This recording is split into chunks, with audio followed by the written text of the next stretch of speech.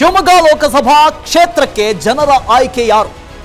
ಆ ಫಲಿತಾಂಶವನ್ನು ನಿಮ್ಮ ಮುಂದೆ ಇಡ್ತೀನಿ. ಅದಕ್ಕೂ ಮೊದಲು ಒಂದು ಬ್ರೇಕಿಂಗ್ ನ್ಯೂಸ್ ಬರ್ತಾ ಇದೆ. ಕೇಂದ್ರ ಚುನಾವಣಾ ಆಯೋಗಕ್ಕೆ ನೂತನ ಆಯುಕ್ತರ ನೇಮಕ ಆಗಿದೆ. ಆಯುಕ್ತರಾಗಿ ಜ್ಞಾನೇಶ್ ಕುಮಾರ್, ಸುಖ್ಬೀರ್ ಸಂಧು ಆಯ್ಕೆ ಆಗಿದ್ದಾರೆ. ನೂತನ ಚುನಾವಣಾ ಆಯುಕ್ತರನ್ನ ಅಂತಿಮ ಮಾಡಲಾಗಿದೆ. ನೂತನ ಆಯುಕ್ತರಾಗಿ ಕೇರಳದ ಜ್ಞಾನೇಶ್ ಕುಮಾರ್, ಪಂಜಾಬ್ ಮೂಲದ ಸುಖ್ಬೀರ್ ಸಂಧು ಆಯ್ಕೆಯಾಗಿದ್ದಾರೆ. ದೆಹಲಿಯಲ್ಲಿ ಅಧೀರ್ ರಂಜನ್ ಚೌಧರಿ ಹೇಳಿಕೆಯನ್ನು ನೀಡಿದ್ದಾರೆ. 212 ಹೆಸರುಗಳ ಪೈಕಿ ಇಬ್ಬರ ಹೆಸರನ್ನ ಅಂತಿಮಗೊಳಿಸಿದ್ದೀವಿ ಅಂತ ಹೇಳಿದ್ದಾರೆ. ಇತ್ತೀಚೆಗಷ್ಟೇ ನೀವು ಗಮನಿಸಿದ್ರಿ, ಏಕಾಏಕಿಯಾಗಿ ನೇರು ಲೋಕಸಭಾ ಚುನಾವಣೆಯ ದಿನಾಂಕ ಪ್ರಕಟ ಆಗಬೇಕಾಗಿತ್ತು. ಕೆಲವೇ ದಿನಗಳು ಮಾತ್ರ ಬಾಕಿ ಇದೆ ಅಂತ ಹೇಳಲಾಗ್ತಾ ಇತ್ತು. ಸಡನ್ ಆಗಿ ಒಮ್ಮಿಂದೊಮ್ಮೆಗೆ ಚುನಾವಣಾ ಆಯೋಗದ ಒಬ್ಬರು ಆಯುಕ್ತರು ರಾಜೀನಾಮೆಯನ್ನು ಕೊಟ್ಟರು. ಆ ಸ್ಥಾನಕ್ಕೆ ಆಯುಕ್ತರನ್ನ ನೇಮಕ ಮಾಡಬೇಕಾಗಿತ್ತು. ಈಗ ಇಬ್ಬರ ಹೆಸರನ್ನ ಫೈನಲ್ ಮಾಡಲಾಗಿದೆ. ಆಯುಕ್ತರಾಗಿ ಜ್ಞಾನೇಶ್ ಕುಮಾರ್, ಸುಖ್ವಿಂದರ್ ಸಂಧು ಆಯ್ಕೆಯಾಗಿದ್ದಾರೆ. ನೂತನ ಚುನಾವಣಾ ಆಯುಕ್ತರನ್ನ ಅಂತಿಮ ಮಾಡಲಾಗಿದೆ. ದೆಹಲಿಯಲ್ಲಿ ಅಧೀರ್ ರಂಜನ್ ಚೌಧರಿ ಹೇಳಿಕೆಯನ್ನು ಕೊಟ್ಟಿದ್ದಾರೆ. ಅಧೀರ್ ರಂಜನ್ ಚೌಧರಿ ಯಾರು? ಲೋಕಸಭೆಯ ವಿಪಕ್ಷ ನಾಯಕ. ಇಲ್ಲಿ ಚುನಾವಣಾ ಆಯೋಗದಲ್ಲಿ ಆಯುಕ್ತರನ್ನ ನೇಮಕ ಮಾಡೋದ್ರಲ್ಲಿ ವಿಪಕ್ಷ ನಾಯಕರು ಕೂಡ ಇರ್ತಾರೆ. ಹಾಗಾಗಿ ಅವರು ಈ ಬಗ್ಗೆ ಮಾತನಾಡಿದ್ದಾರೆ.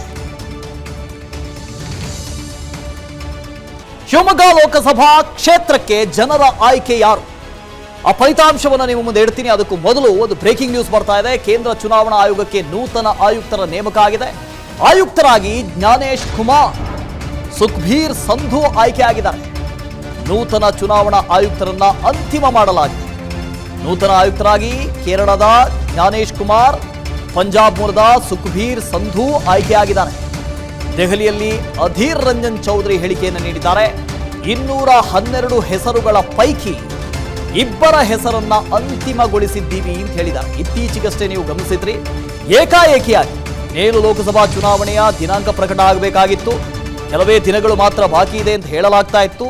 ಸಡನ್ ಆಗಿ ಒಮ್ಮಿಂದೊಮ್ಮೆಗೆ ಚುನಾವಣಾ ಆಯೋಗದ ಒಬ್ಬರು ಆಯುಕ್ತರು ರಾಜೀನಾಮೆಯನ್ನು ಕೊಟ್ಟರು. ಆ ಸ್ಥಾನಕ್ಕೆ ಆಯುಕ್ತರನ್ನ ನೇಮಕ ಮಾಡಬೇಕಾಗಿತ್ತು.